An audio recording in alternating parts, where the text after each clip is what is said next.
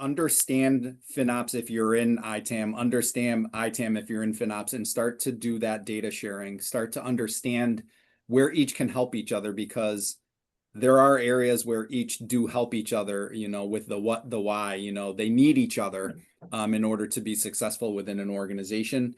Siloed, they're going to have benefits, but when you bring them together, there's going to be far more that you can achieve when you do that. So I would just say collaboration is the key.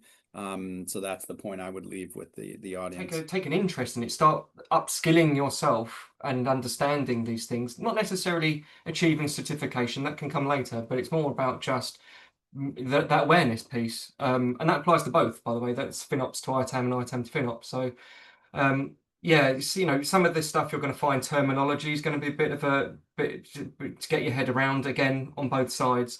But ultimately you're speaking the same language. It's just translating some of the key messaging. But yeah, you're there basically. You just need to talk to each other. The good thing is that the blockers for this convergence really are not about like the data or the actual tooling or the functionality or even the discipline. It's really organizational, it's awareness. And so having that collaboration, having these teams talk to each other, especially applying these FinOps frameworks of crawl, walk, run on these topics we talked about, like BYOL or data or accountability or execution, I think will go a very long way in unifying these disciplines and taking the good aspects of these terminologies and practices and applying it to help everyone. Like very final thought, which is kind of coming back to what we talked about earlier, which is that idea of value, because I think that's very, very important, is understanding where the value is added,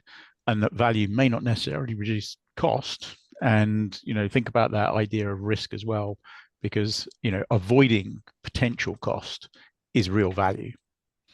In the FinOps world, what you want to do is you want to develop a roadmap of how are you going to increase your maturity. Just sharing that roadmap with the ITAM team is extremely valuable. And if the ITAM team can do the same, where they share their roadmap of where they want to get to in the next 6 months, 12 months, you might actually see that some of those initiatives that both teams are working on do align, and they could work together. So you might see some opportunities there to work together to learn about each other as well along the way.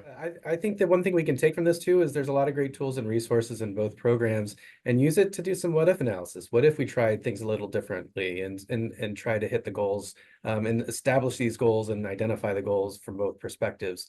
And maybe we can use this type of hypothesis testing to evaluate a different approach that is better value and less risk for the organization.